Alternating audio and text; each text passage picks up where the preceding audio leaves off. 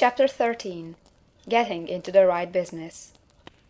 Success in any particular business depends for one thing upon your possessing in a well-developed state the faculties required in that business. Without good musical faculty, no one can succeed as a teacher of music.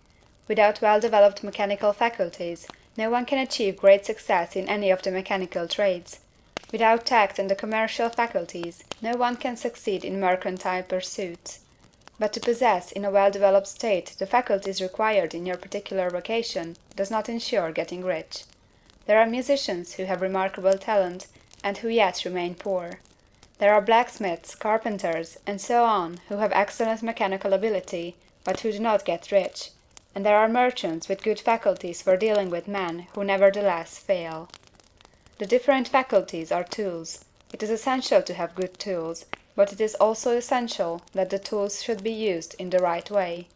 One man can take a sharp saw, a square, a good plane, and so on, and build a handsome article of furniture. Another man can take the same tools and set to work to duplicate the article, but his production will be a botch. He does not know how to use good tools in a successful way. The various faculties of your mind are the tools with which you must do the work which is to make you rich.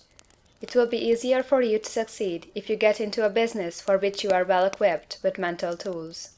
Generally speaking, you will do best in that business which will use your strongest faculties, the one for which you are naturally best fitted. But there are limitations to this statement also. No man should regard his vocation as being irrevocably fixed by the tendencies with which he was born.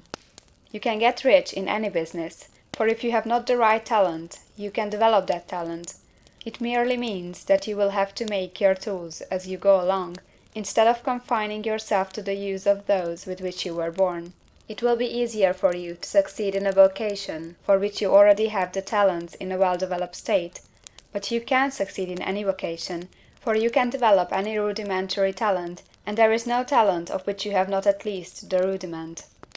You will get rich most easily in point of effort if you do that for which you are best fitted, but you will get rich most satisfactory if you do that which you want to do. Doing what you want to do is life, and there is no real satisfaction in living if we are compelled to be forever doing something which we do not like to do, and can never do what we want to do. And it is certain that you can do what you want to do. The desire to do it is proof that you have within you the power which can do it. Desire is a manifestation of power. The desire to play music is the power which can play music seeking expression and development. The desire to invent mechanical devices is the mechanical talent seeking expression and development. Where there is no power, either developed or undeveloped, to do a thing, there is never any desire to do that thing, and where there is strong desire to do a thing, it is certain proof that the power to do it is strong, and only requires to be developed and applied in the right way. All things else being equal, it is best to select the business for which you have the best developed talent, but if you have a strong desire to engage in any particular line of work, you should select that work as the ultimate end at which you aim.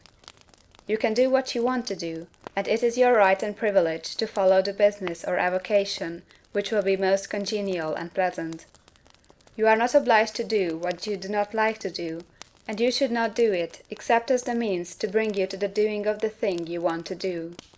If there are past mistakes whose consequences have placed you in an undesirable business or environment, you may be obliged for some time to do what you do not like to do, but you can make the doing of it pleasant by knowing that it is making it possible for you to come to the doing of what you want to do.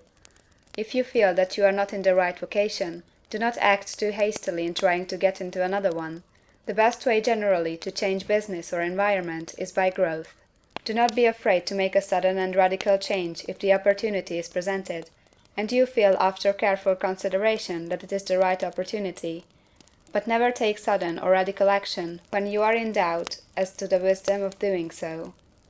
There is never any hurry on the creative plane, and there is no lack of opportunity. When you get out of the competitive mind, you will understand that you never need to act hastily. No one else is going to beat you to the thing you want to do. There is enough for all. If one space is taken, another and a better one will be opened for you a little farther on. There is plenty of time. When you are in doubt, wait. Fall back on the contemplation of your vision, and increase your faith and purpose, and by all means, in times of doubt and indecision, cultivate gratitude. A day or two spent in contemplating the vision of what you want, and in earnest thanksgiving that you are getting it, will bring your mind into such close relationship with the Supreme that you will make no mistake when you do act. There is a mind which knows all there is to know, and you can come into close unity with this mind by faith and the purpose to advance in life, if you have deep gratitude. Mistakes come from acting hastily, or from acting in fear or doubt, or in forgetfulness of the right motive, which is more life to all, and less to none.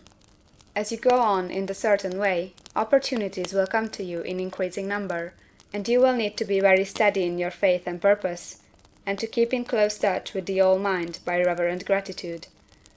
Do all that you can do in a perfect manner every day, but do it without haste, worry, or fear. Go as fast as you can, but never hurry. Remember that in the moment you begin to hurry, you cease to be a creator and become a competitor. You drop back upon the old plane again. Whenever you find yourself hurrying, call a halt.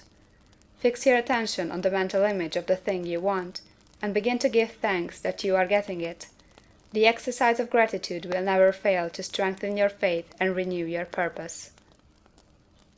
End of chapter 13.